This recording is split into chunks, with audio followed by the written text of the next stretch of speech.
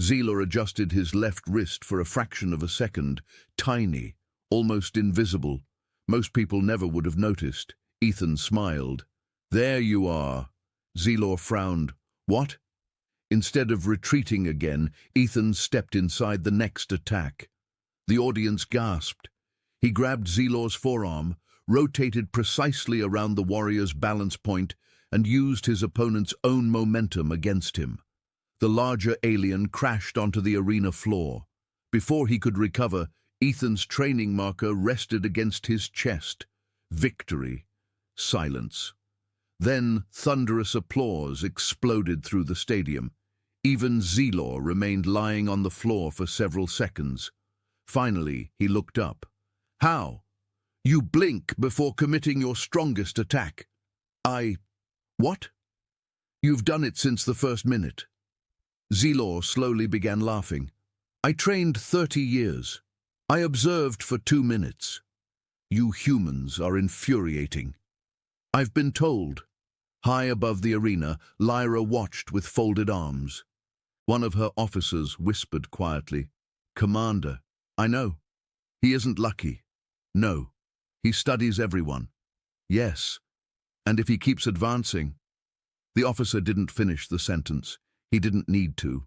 Lyra remembered every word she had shouted in the crowded street. "If you can defeat him, I'll marry you." At the time, it had been harmless fun.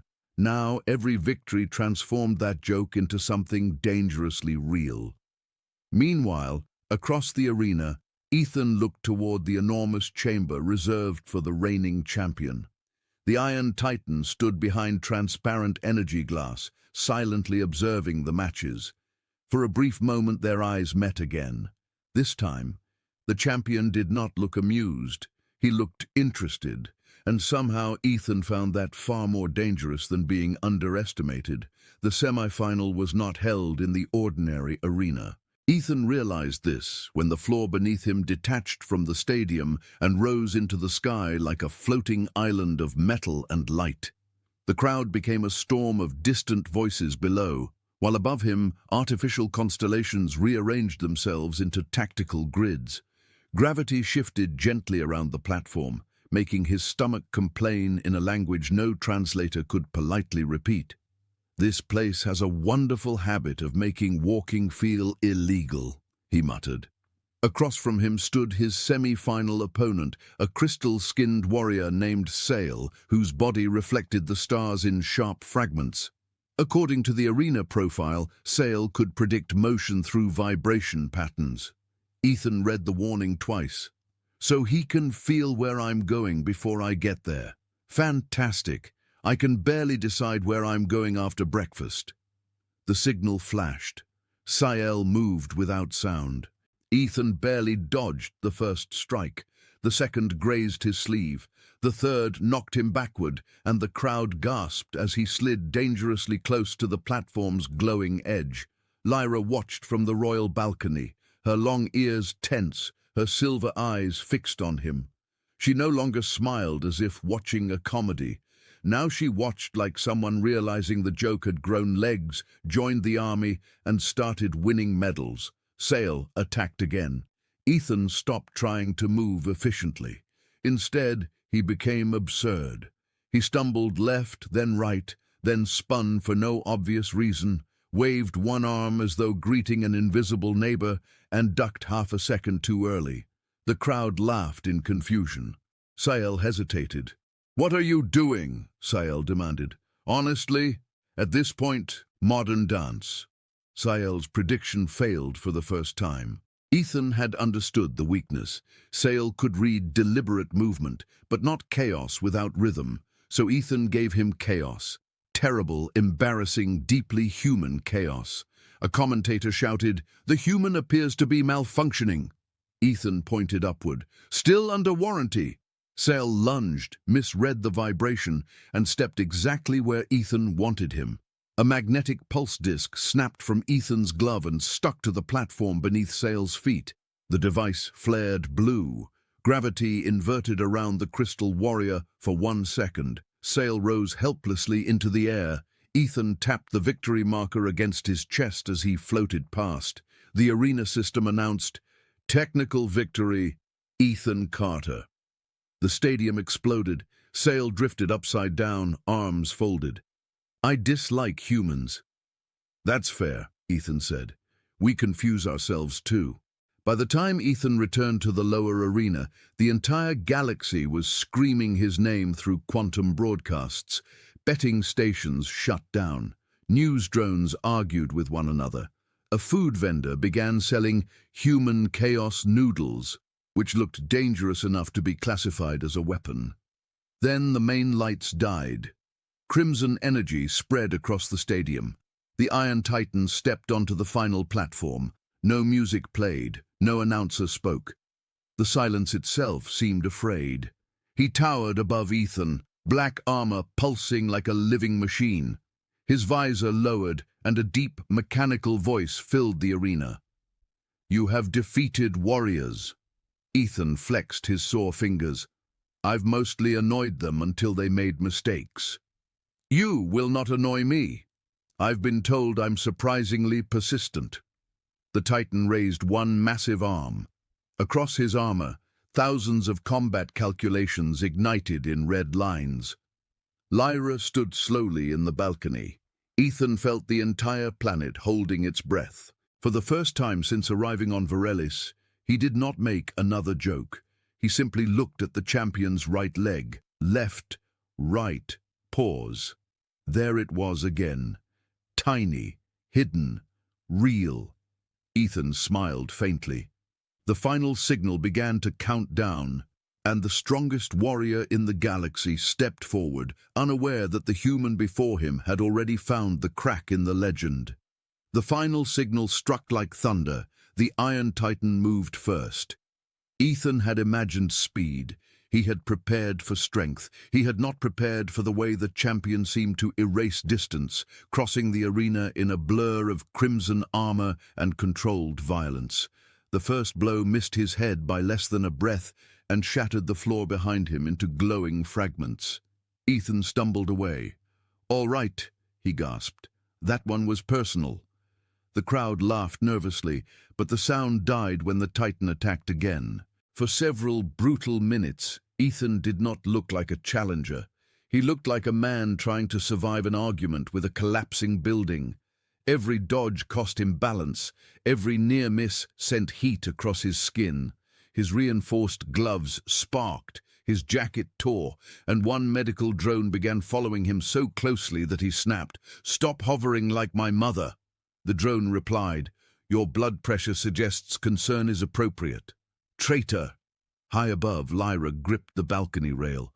Her long ears trembled slightly, her silver eyes fixed on him. She had expected to laugh at a human's impossible attempt. Instead, she found herself silently begging the stars not to let him fall. Then Ethan stopped running in straight lines. He moved strangely, without rhythm, mixing old earth boxing steps with sudden pauses, awkward turns, and one ridiculous shoulder feint that made half the audience gasp and the other half wonder if humans reproduced by accident. The Titan's combat algorithms flashed faster. Red symbols crawled across his armor. Prediction error, prediction error, prediction error. Ethan saw the champion's right leg hesitate. Left, right, pause. There. The Titan swung with enough force to crush armor plating. Ethan dropped beneath the blow, slammed a magnetic pulse tag against the champion's weakened knee joint, and rolled aside as blue energy spread through the armor's lower frame.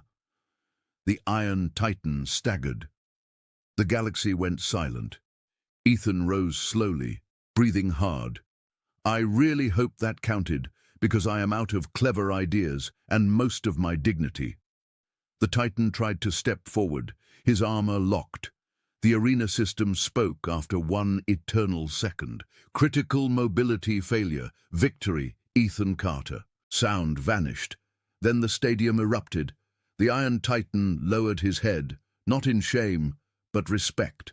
Ethan approached carefully, half expecting a final punch, but the giant only placed one armored fist over his chest. "You saw what others feared too much to notice." Ethan nodded. And you fought like a legend. I lost. Legends are allowed bad days. Across Varelis, holograms exploded with celebration. Reporters screamed. Merchants cried over ruined betting slips.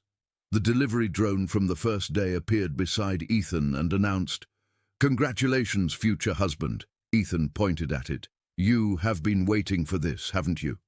"Yes." Lyra descended to the arena floor while the crowd chanted her promise. For once, the confident commander looked uncertain. Ethan met her halfway. "You don't have to honor a joke," he said. "A promise made to entertain a street crowd shouldn't become a cage." Her expression softened. "You fought for victory, but not possession." "I came here for food and tourism. Everything after that got badly organized." Lyra laughed, and the tension finally broke. Then she took his hand before the entire galaxy. "Then let me ask without mockery, without a crowd forcing my words. Ethan Carter, would you stay on Varelis a while, not as a prize, but as someone I wish to know?" Ethan looked at the ruined arena, the cheering aliens, the medical drone still judging him, and the woman whose impossible joke had changed his life. "I'll stay," he said, "but no more marriage challenges until after dinner." Lyra smiled. "Agreed." Years later, children across the galaxy would learn that strength could rule an arena, but patience could break a legend.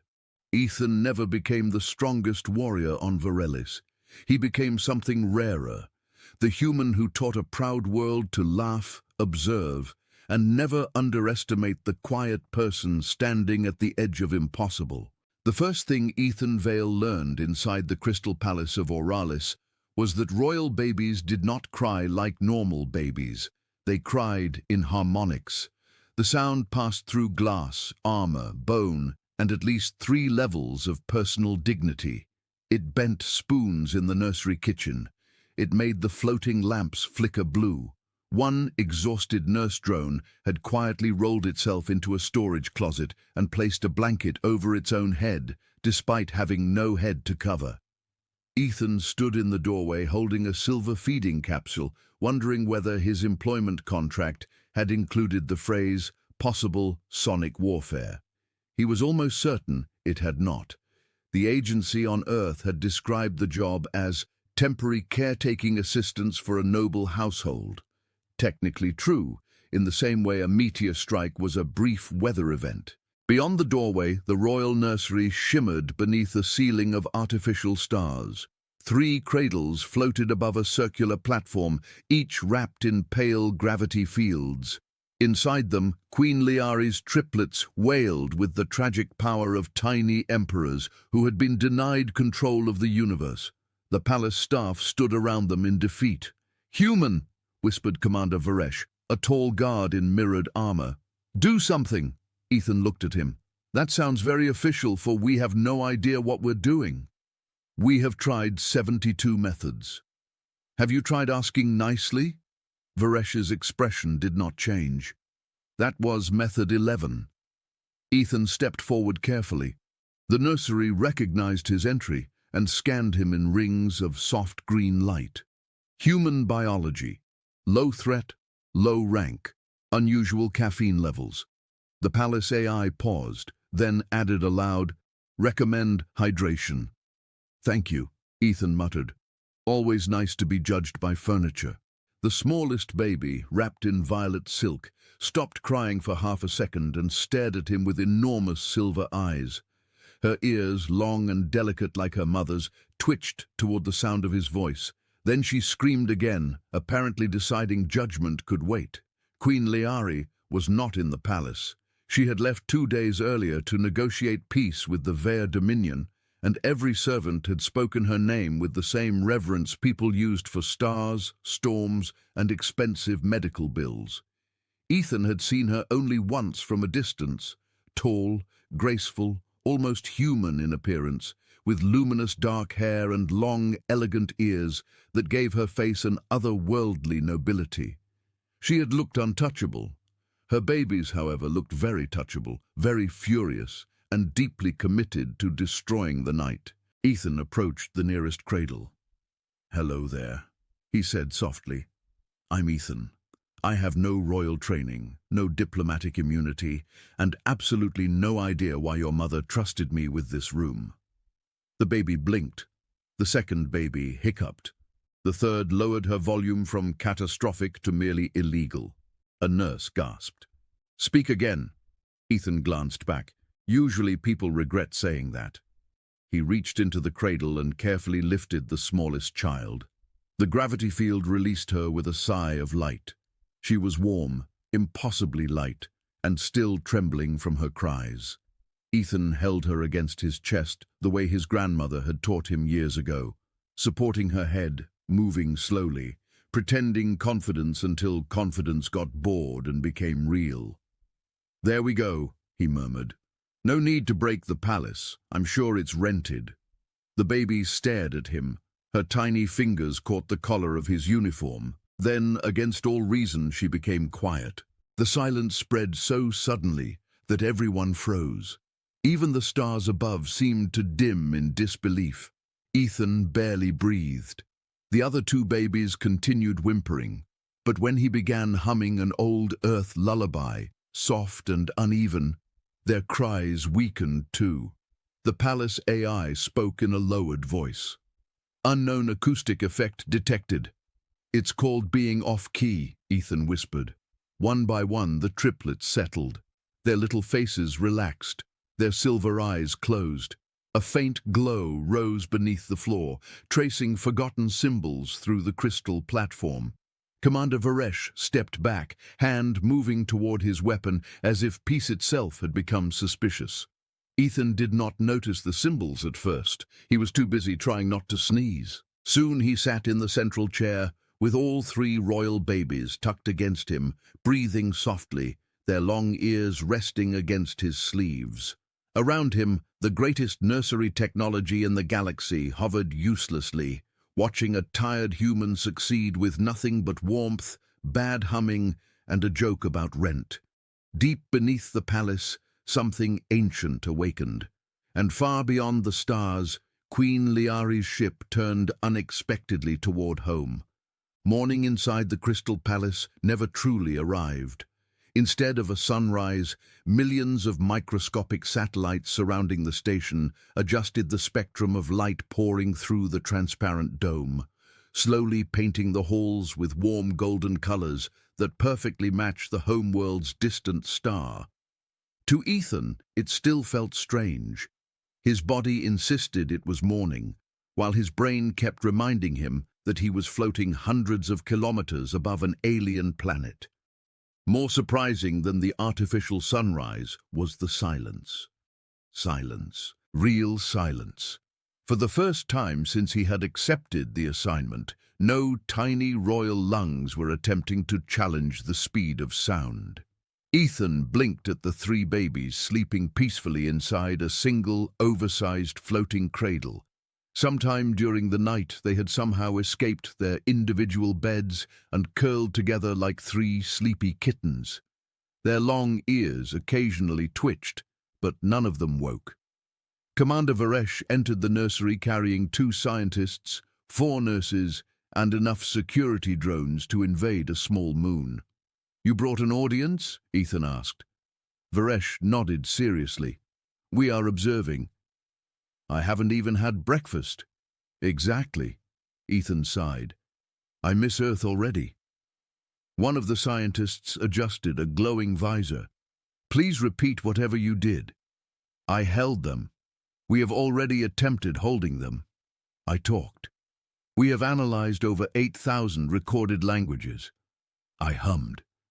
"We reproduced the melody using quantum audio crystals." Ethan scratched his head. I was also half asleep. The scientists immediately looked at one another. One began typing furiously. "The sleepy state may be significant," Ethan laughed. "If that's true, humans have been developing this superpower every Monday morning." Even Commander Varesh struggled to hide the corner of a smile. The palace AI projected blue holographic graphs across the room. Comparison complete. Human caretaker Ethan Vale reduced infant neural turbulence by 98.7%. A nurse blinked twice. That is impossible. So I've been told, Ethan replied, usually right before paperwork gets involved. As if hearing his voice, the smallest princess opened one eye. Instead of crying, she stretched her tiny arms toward Ethan. "Oh no," he muttered dramatically. "I've been selected." He picked her up. Instantly, the other two babies woke, not with screams, but with curious little noises before stretching their own hands toward him. Varesh crossed his arms. "They have chosen. I wasn't aware this was an election. You have won unanimously. Can I decline?" "No. I suspected as much." The nursery erupted into gentle laughter, something it had not experienced in weeks. While Ethan entertained the babies by pretending a feeding bottle was a tiny spaceship escaping imaginary asteroid pirates, invisible scanners hidden inside the crystal walls silently activated. Thousands of ancient sensors began collecting data. Every heartbeat, every breath, every microscopic change in Ethan's nervous system. Deep below the palace, sealed chambers that had remained inactive for nearly 4,000 years slowly came alive. Ancient crystal rings rotated, dust floated upward without gravity. Forgotten machines whispered to one another in languages older than the Galactic Alliance itself. A quiet, mechanical voice echoed through the abandoned vault. "Genetic resonance detected," another answered. "Searching historical archive." "Searching? Searching." Then, match probability, 0.003%. Silence followed. Finally, the oldest system spoke again. "Increase confirmation level." Above, none of them knew anything about the awakening beneath their feet.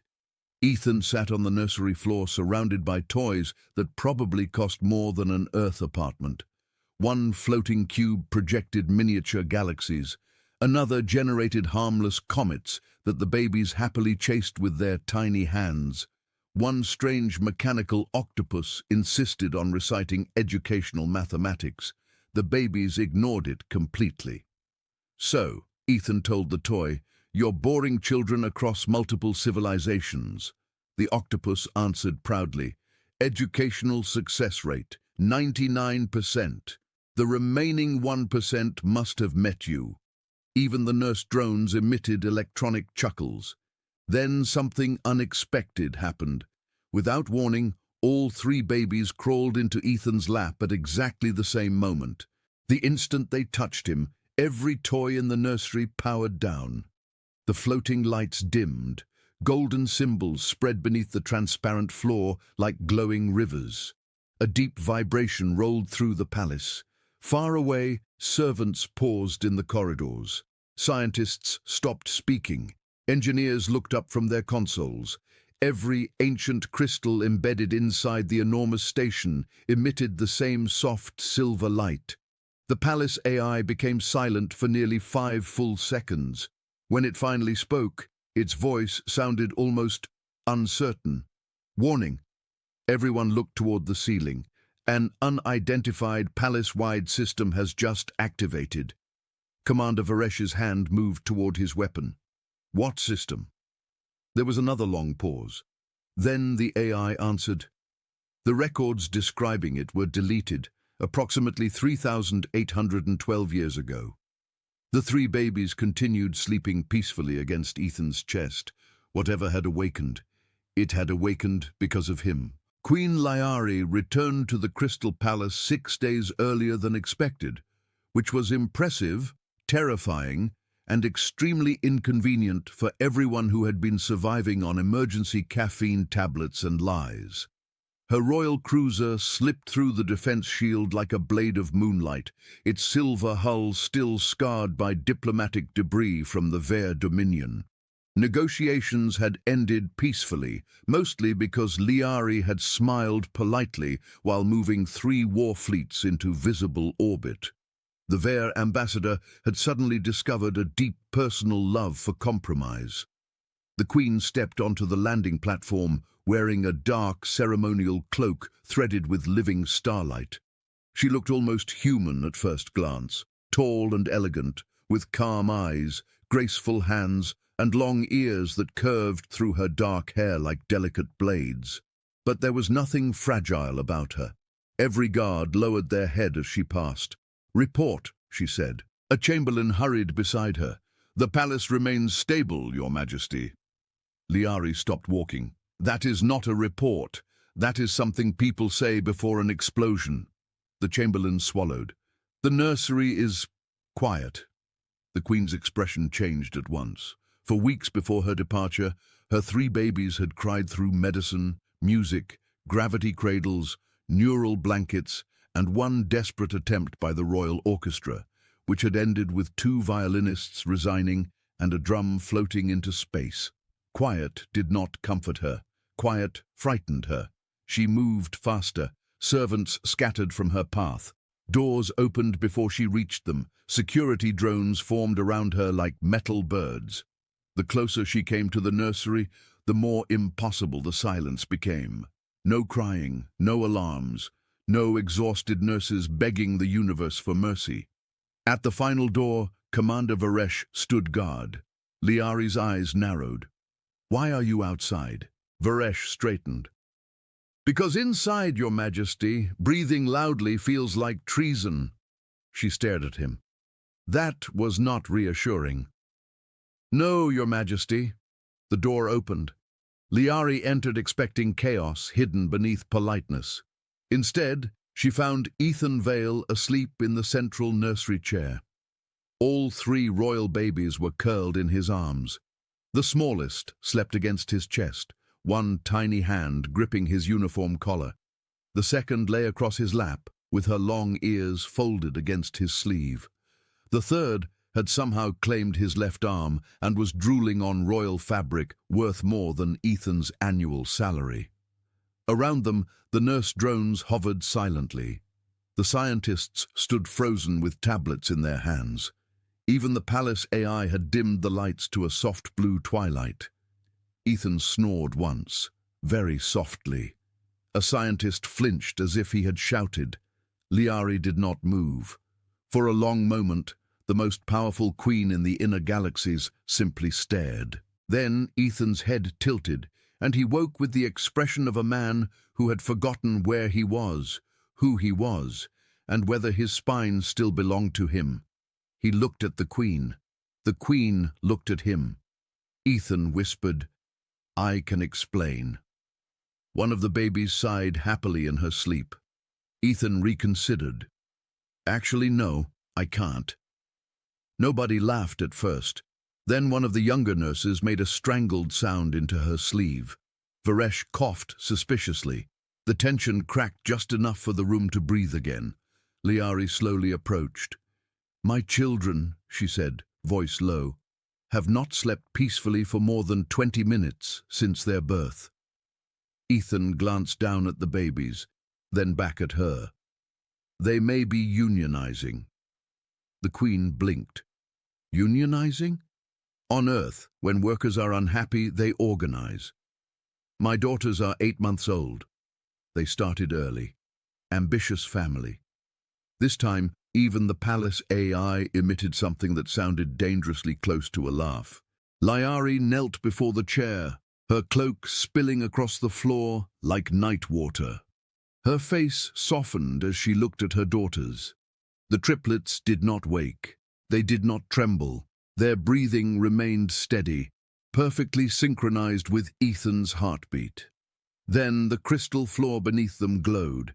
Ancient symbols bloomed under the queen's knees, forming rings of silver light around Ethan and the sleeping children. Lyari's long ears twitched sharply. She recognized those markings from forbidden royal archives, symbols belonging to a lost era, erased after the War of Silent Suns. The AI spoke carefully. "Your Majesty, the nursery system activated after contact between the human caretaker and the royal infants." Lyari's gaze rose to Ethan. Ethan swallowed. "For the record," he said, "I only hummed." The queen's voice became almost a whisper. "What song?" "An old earth lullaby. My grandmother used to sing it when storms knocked out the power." At that, the symbols brightened. The babies smiled in their sleep. Far beneath the palace, ancient machines answered the melody with a pulse of forgotten light, and Queen Lyari realized the impossible silence in the nursery was not peace, it was recognition. Queen Lyari did not order Ethan arrested, dissected, worshipped, or thrown out an airlock, which Ethan considered a strong beginning to their professional relationship. Instead, she watched him. That was somehow worse. For the next 2 days, Ethan moved through the royal nursery under the calm gaze of the most powerful woman in 7 star systems. Lyari stood near the crystal windows with her hands folded, looking almost human, except for the long, elegant ears rising through her dark hair, and the unsettling ability to make an entire room behave better by breathing in it. Whenever Ethan lifted one of the triplets, her eyes followed every movement. He tried not to be nervous. He failed with dedication. "Your Majesty," he said while warming a bottle inside a hovering nutrient cradle, "do queens usually stare this much, or is this a royal hobby?" One of the nurses dropped a tablet. Commander Varesh closed his eyes like a man preparing for execution. Lyari tilted her head. "Do humans usually question queens while holding their children?" "Only when terrified. It improves honesty." For half a second, the room went cold. Then Lyari smiled. "It was small, but real. My ministers should try terror then. They lie constantly." Ethan relaxed enough to nearly pour the bottle into his own sleeve. The babies responded to his voice immediately. Their tiny hands reached toward him. Their cries faded before they fully formed. When he hummed the old earth lullaby, the nursery crystals answered with silver light, pulsing gently under the floor like a sleeping heart. The royal scientists surrounded the room with scanners, holograms, and expressions of academic panic. "His neural field is not projecting force," one scientist murmured. "It is inviting synchronization." "That sounds polite," Ethan said. "I like that better than unknown human anomaly." The palace AI replied from the ceiling, "Your official classification remains under review. Please don't classify me as furniture again. You were never classified as furniture. You called me low rank. That was socially accurate." Even Lyari laughed softly at that, and the sound startled the staff more than any alarm could have. But beneath the humor, unease grew. The tests showed impossible results. Whenever Ethan touched the triplets, their unstable royal energy calmed. Their pulse patterns matched his. Their dreams, usually stormy with bursts of psychic static, became smooth and luminous. More troubling still, ancient palace systems continued unlocking around him without command codes. Doors opened in abandoned corridors. Dead crystals awakened.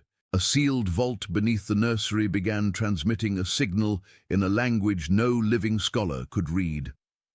Lyari finally took Ethan there after midnight, when the babies slept and the palace dimmed to artificial moonlight. They descended through a hidden lift made of black glass, far below the nursery, past layers of metal older than the Alliance. Ethan tried to look brave, and mostly looked cold. "So," he whispered, "is this the part where you reveal I owe back taxes to an ancient empire?" Lyari glanced at him. "If so, I will negotiate a payment plan. That is the nicest threat I've ever heard." The lift stopped before a circular chamber filled with floating crystal rings. In the center, a hologram flickered awake, a human figure standing beside a queen with long ears like Lyari's. Between them slept 3 glowing children. Ethan stopped joking. The resemblance was impossible. The human in the projection wore armor, but his face had Ethan's same tired eyes, same stubborn jaw, same look of a man who had been placed in danger before breakfast. Lyari stepped closer, her voice barely audible. "The record said the peace-bearers were a myth." The hologram spoke in broken ancient tones, translated slowly by the AI. "When the royal mind burns too bright, call the children of Earth. Their hearts will anchor the storm. Ethan stared at the image. Children of Earth? The crystal rings turned toward him. The baby's lullaby, his grandmother's simple melody, echoed softly from the ancient machines. Lyari looked at him now, not as a servant, not as a curiosity, but as something history itself had been waiting to return. Ethan swallowed hard. "I should probably mention," he said weakly, "I was only hired for temporary childcare." Above them, the palace lights flared silver, and somewhere beyond the shield, an unknown ship began listening to the awakened signal. The awakened signal did not announce itself with alarms. It moved through the palace like a secret remembering its own name, sliding along crystal veins, passing through sleeping corridors, and climbing into the communication towers before anyone could stop it. By morning, every scholar in the Royal Archive looked as if they had aged 10 years and misplaced 3 of them. Ethan stood beside Queen Lyari in the ancient vault, holding a cup of black palace coffee that smelled powerful enough to negotiate treaties by itself. He had not slept. Lyari had not slept either, though she somehow still looked regal, calm, and dangerous. Ethan looked like a man assembled from laundry. The hologram continued rotating before them. A human guardian, a long-eared queen from a forgotten dynasty, 3 royal children wrapped in rings of silver light. "So," Ethan said, staring at the projection, "am I related to that man, or is history just very bad at inventing new faces?" Lyari's long ears tilted slightly, a gesture Ethan had begun to understand as careful concern. "Our genetic historians are comparing the records now." "Wonderful. Nothing relaxes a person like ancient blood tests." Commander Varesh entered with 2 archivists and a small hovering robot carrying stacks of crystal tablets. The robot bumped into the wall, reversed, bumped again, then announced, "Navigation successful." Ethan pointed at it. "That little guy and I have the same career strategy." Lyari almost smiled, but the expression faded when the archivists placed the first tablet into the vault reader. Light unfolded across the chamber, forming images of wars, burning stargates, and human ships standing beside alien fleets under impossible suns.